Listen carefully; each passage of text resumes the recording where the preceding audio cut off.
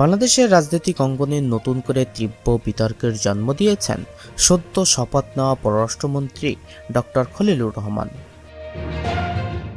নোবেলজয়ী doctor Mohammad ইউনূসের নেতৃত্বাধীন অন্তর্বর্তীকালীন সরকারের জাতীয় নিরাপত্তা উপদেষ্টা ও রোহিঙ্গা সমস্যা বিষয়ক হাই রিপ্রেজেন্টেটিভ হিসেবে দায়িত্ব পালন করা এই আলোচিত ব্যক্তি।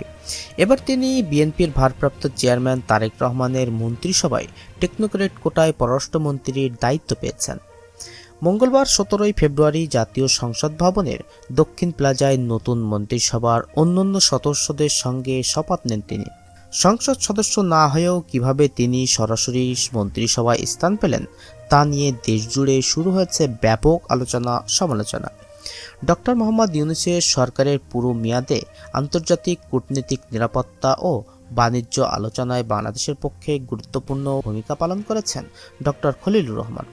মার্কিন যুক্তরাষ্ট্র সহ বিভিন্ন দেশের সঙ্গে কূটনীতিক আলোচনা ও চুক্তিতে তাকেই সামনে রাখা হয়।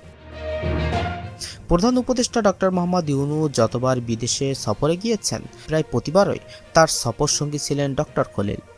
রাজনৈতিক বিশ্লেষকদের ধারণা, আন্তর্জাতিক মহলে বাংলাদেশের কূটনৈতিক যোগাযোগের ধারাবাহিকতা বজায় রাখতেই তারেক রহমান তাকে পররাষ্ট্রমন্ত্রীর দায়িত্ব দিয়েছেন।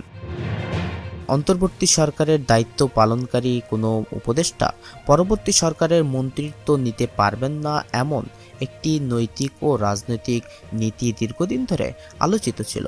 সেই জায়গা থেকে ডক্টর ইউনূস সরকারের গুরুত্বপূর্ণ উপদেষ্টা হয়েও ডক্টর খলিল কিভাবে বিএনপি সরকারের মন্ত্রিসভায় ঢুকলেন তা নিয়ে প্রশ্ন তুলছেন অনেকেই। বিশেষ করে এনসিপির নেতা নাহিদ ইসলাম প্রকাশ্যে প্রশ্ন তুলেছেন, ডক্টর খলিল কি সম্প্রতি জাতীয় নির্বাচনের ভোট ইঞ্জিনিয়ারিংয়ের নেপথ্যের মাস্টারমাইন্ড? তার দাবি, অন্তর্বর্তীকালীন সরকারের ভিতরে থেকেই তিনি নির্বাচন ব্যবস্থাপনায় প্রভাব বিস্তার করে একটি নির্দিষ্ট রাজনৈতিক শক্তিকে সুবিধা দেওয়ার অভিযোগ উঠেছে ডক্টর খলিলের বিরুদ্ধে। রাজনৈতিক মহলে একাংশ বলছেন, নির্বাচনকালীন প্রশাসনিক কাঠামো, নিরাপত্তা ব্যবস্থা ও আন্তর্জাতিক সমন্বয়ে ডক্টর খলিল গুরুত্বপূর্ণ ভূমিকায় ছিলেন।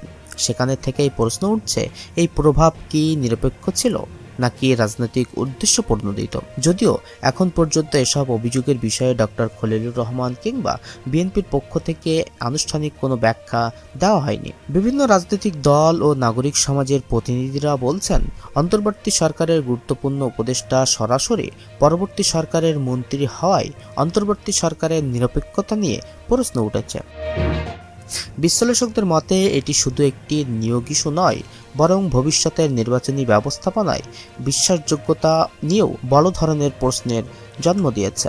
ডক্টর খলিলুর রহমানের পররাষ্ট্রমন্ত্রীর নিয়োগ বাংলাদেশের রাজনীতিতে নতুন বিতর্কের জন্ম দিয়েছে। তিনি কি শুধুই একজন দক্ষ কূটনীতিক নাকি ভোট ইঞ্জিনিয়ারিংয়ের নেপথ্যের কারিগর? এই প্রশ্নের চূড়ান্ত উত্তর এখনও অজানা। তবে এতটুকু নিশ্চিত, এই ইস্যু সামনের দিনে রাজনীতির মাঠে আরও বড় ধরনের ঝড় তুলতে যাচ্ছে।